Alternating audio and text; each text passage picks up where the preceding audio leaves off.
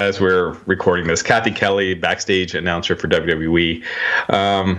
Very talented. She announced that she is leaving the company. So NXT TakeOver Portland's her last date.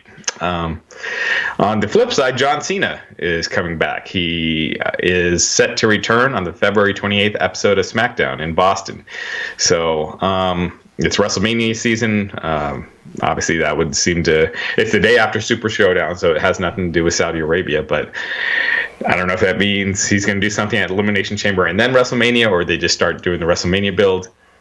In your opinion, where Cena's at, what would you like to see him do at WrestleMania, assuming that's what he's returning for? I think obviously having him at WrestleMania involved is, with his name, that's the event to have him at.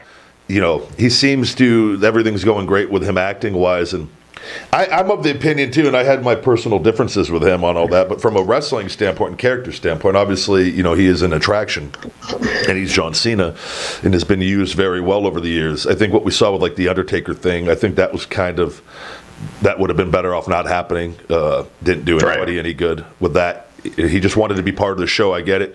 You also though you don't want to ruin your value too much. And again, though, if he doesn't plan on wrestling much longer and moving on, then ideally I would like to see him put over an NXT talent at WrestleMania. If that's somebody that you have high hopes. If you got to be careful, though. If John wants to stick around and be part of this for 5-6 more years and whatever, 3 more years, you want to save him maybe for some big matchups, then I think maybe you bring somebody up that you are maybe on the fence about, and you want to see if they can hang, and John goes over, but let him go out there and have a solid match and just get him a little bit of experience maybe. I don't know. And that's just saying that just from the outside looking in. Obviously, I would say from the talent that are there, you know, I would love for a guy like Cesaro to have a nice spot on WrestleMania for once and do something with him.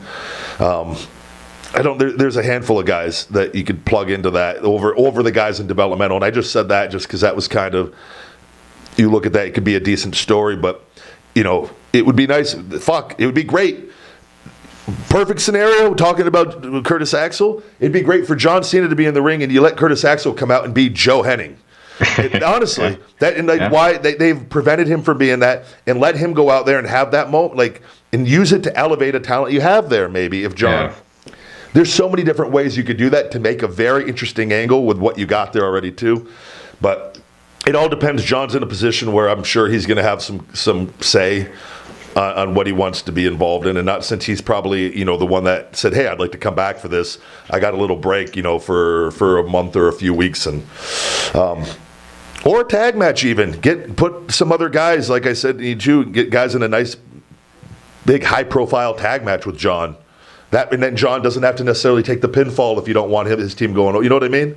Right. So they have options with that. It would be nice. I would like to see some guys, though, that have been there for a long time and really help that company out, help, you know, the Heath Slaters, the Joe Hennings, and guys like that, the Bo Dallases, to get put in a decent spot for once and get a good payday. Because those kind of guys, man, they're the reason why all the guys that are elevated because of guys like that. So.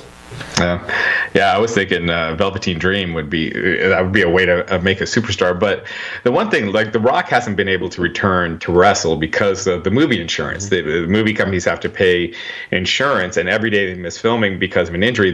They're wasting tons of money. Rock got injured when he wrestled Cena at their second match at WrestleMania. Hercules was starting to film. Rock had to miss media pub for Pain and Gain.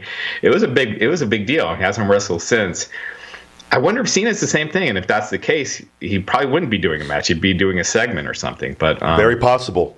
Yeah. And that's because he's getting those big movies now. It's not like supporting roles anymore. No, and that's the other thing too. And looking at it from that standpoint is that's a once in a lifetime. John's a smart man, where you're not going to risk missing some up. Like that momentum of being in the films and getting kind of being just, you know, an extra and having a cameo appearance here and there, and now getting where the films are revolving around you, and that money that is on the line, John's not going to sacrifice that. So it'll be interesting. Maybe this is his last one then on that end. Thank you guys very much for watching Ryback TV. If you could smash that subscribe, hit that like button, share this channel, and for Feed Me More Nutrition on feedmemore.com, save 10% with Podcast 10. Click here for my podcast conversation with the big guy Ryback, available on all podcast platforms. Click here. And for more videos of yours truly on Ryback TV, click here. Feed me more.